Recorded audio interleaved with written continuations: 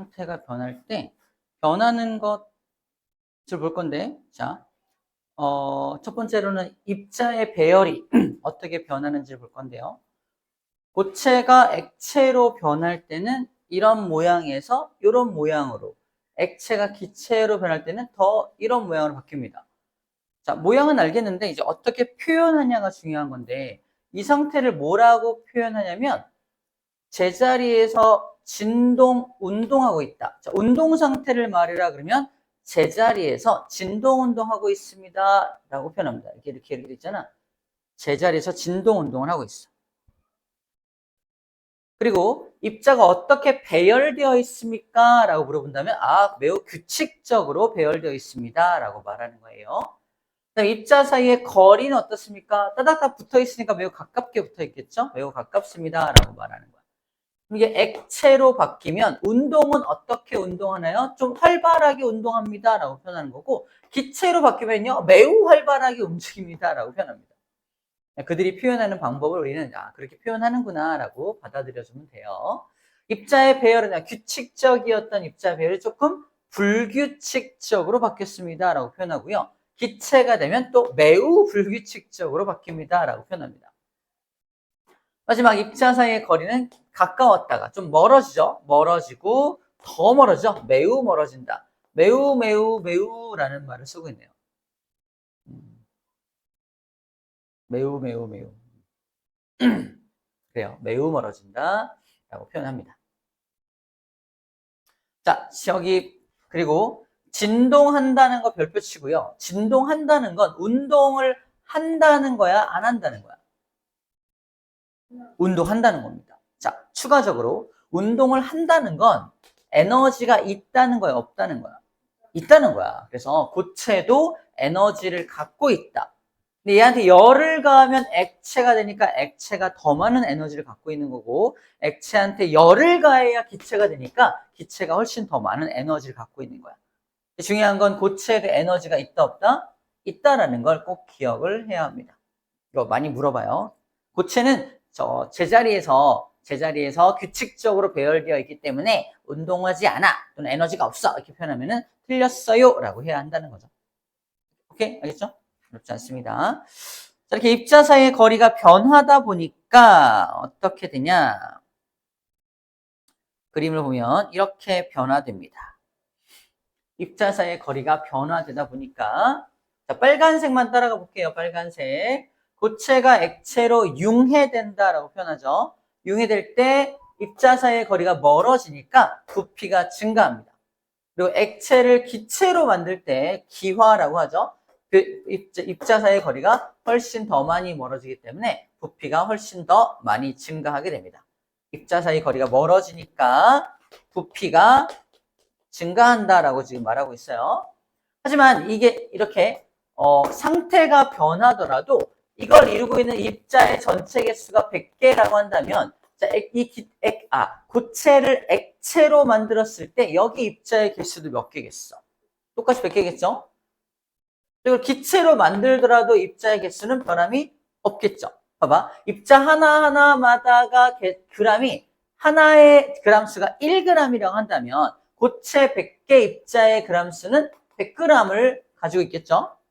액체로 만들더라도 입자의 개수와 입자의 종류는 변하지 않기 때문에 그람으로 따지면 똑같이 100g이 되는 거고, 기체로 바꾸더라도 그람 수는 바뀌지 않는다는 겁니다. 좀 이따가 변하는 것과 변하지 않는 것을 결정할 때, 아니 이게 상태가 변하더라도 입자의 개수는, 전체 개수는 변함이 없을 테니까 질량도 변함이 없겠다라는 걸 기억해야 합니다.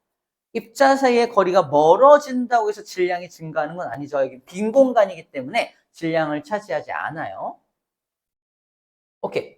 반대인 경우에는 이제 부피가 줄어드는 상태 변화를 하게 되겠죠. 너무 당연한 이야기들을 하고 있고요. 중요한 건 이렇게 상태 변화가 일어날 때 부피가 변하더라도, 그리고 입자 사이의 거리가 이렇게 변하더라도, 운동 상태가 변하더라도 입자의 개수는 변하지 않으므로 질량은 변함이 없겠다라는 걸 기억하면 됩니다. 그런 얘기를 하려고 하고 있어요. 앞에 내용은 다 똑같은 내용입니다. 둔해진다, 활발해진다 이런 말 하고 있죠.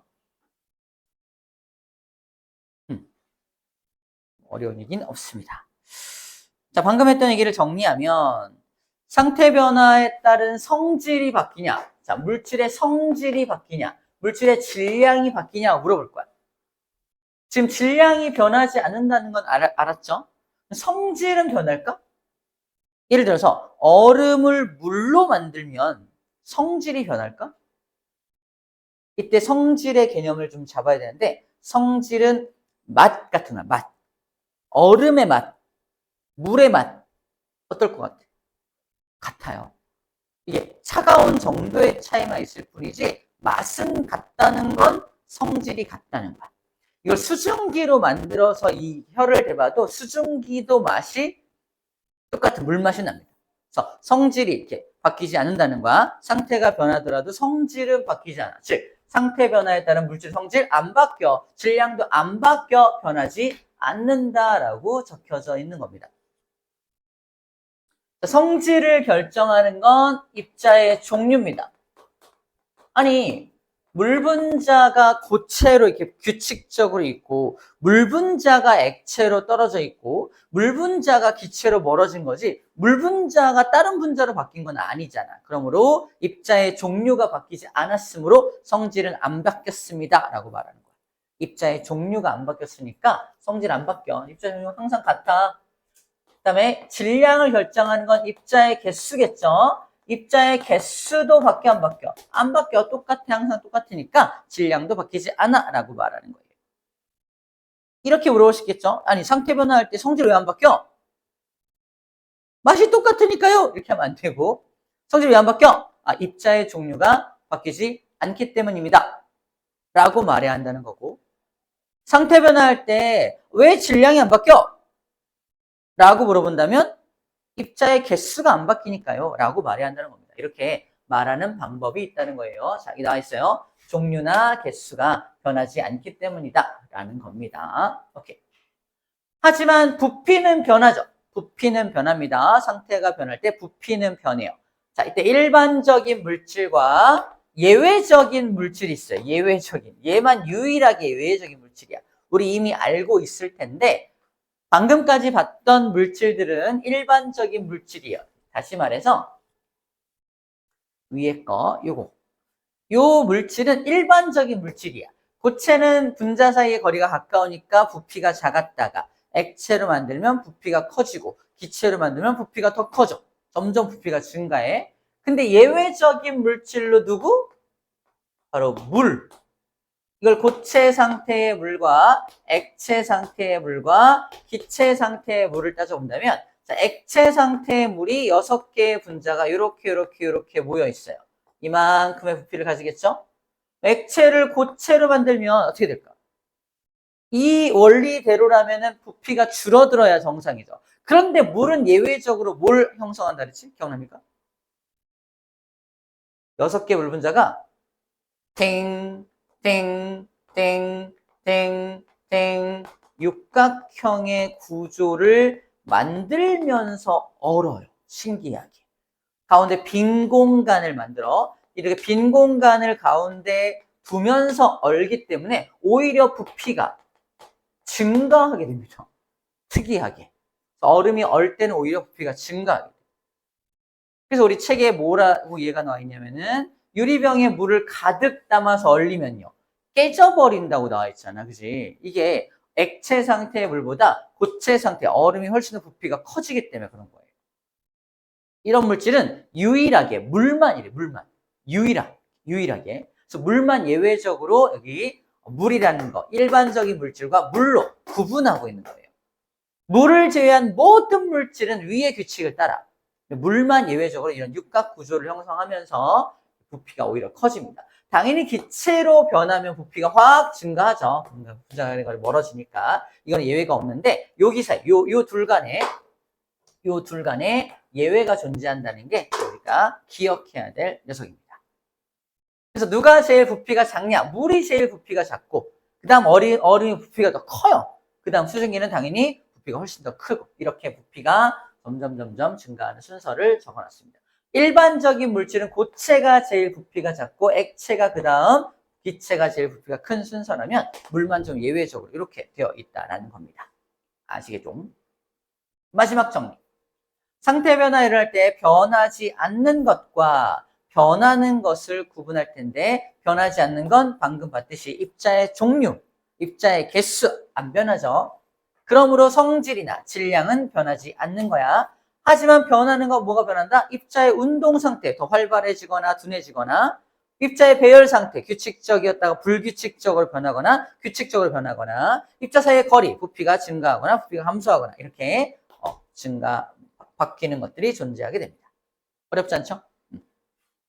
여기까지가 1번과 2번까지의 예입니다. 방금까지 배웠던 것들을 예제 또는 어떤 실험을 좀 보면서 확인하는 시간을 좀 가질게요. 봐봐. 우리 플러스 강의 2번에 나와 있는 녀석입니다. 네, 1번부터 보자. 플러스 강의 1번에 뭐가 나와 있냐면 입자 사이의 인력을 비교하라는 문제가 나옵니다. 인력. 자, 입자 간의 인력은 서로 잡아당기는 인력은 가까이 있을수록 더 세게 잡아당겨. 그러니까 고체가 가장 인력이 세고 그 다음 액체, 기체가 인력이 거의 없어요. 자, 이런 식으로 가까이 있을수록 인력이 세니까 이런 규칙을 가지겠구나라고 생각해 주면 될 것 같고요. 두 번째, 드라이아이스를 봉지 속에, 비닐봉지 속에 넣고서 입구를 막은 다음에 변화를 관찰할 건데, 자, 저기 질량. 처음 드라이아이스를 봉지에 집어넣고 딱 저울에 올려놨을 때 질량이 6.23g이에요. 상태가 막 변하겠죠? 온도가 높으니까 상태가 기체로 막 변할 거야. 하지만 봉지로 감싸져 있으니까 기체가 밖으로 도망가지는 못하겠네요. 입자의 개수가 변할 수 없는 상황이라면 이 질량은 변한다, 안 변한다? 질량이 변하지 않는 걸 눈으로 확인할 수 있네요. 하지만 부피는 증가하니까 봉지가 훅 커지는 거 보이죠?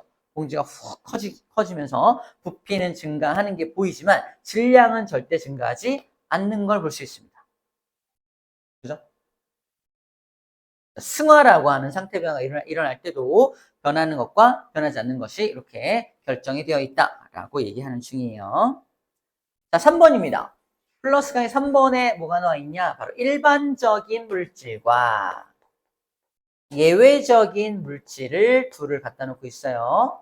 자, 액체 향초랑 물을 준비합니다. 둘 다 액체 상태를 준비한 다음에 액체 향초를 응고시켜. 그러면 액체를 고체로 만든 거니까 부피가 감소하겠죠. 그래서 안으로 쑥 들어가는 모양으로 이렇게 굳어버리는 거야. 하지만 물을 얼리면요. 부피가 증가하잖아. 얘는 위로 쑥 올라옵니다. 부피가 얼렸을 때 오히려 부피가 증가하고 얘는 응고시켰을 때 오히려 부피가 감소한다는 걸 이제 그림으로 보여주고 있는 그런 모습입니다. 어려운 거 없죠? 아까 육각구조를 쌤이 완벽하게 그려줬죠? 자, 이 모양과 이 모양 어때요? 똑같죠? 똑같은 거야. 똑같은 거야. 지금 똑같은 거야. 자, 됐습니다. 다 했어요. 육각구조 형성에서 부피가 오히려 증가한다는 걸 보여주고 있는 그림입니다. 가운데 빈 공간들 보이죠? 오케이. 문제 풀어볼게요.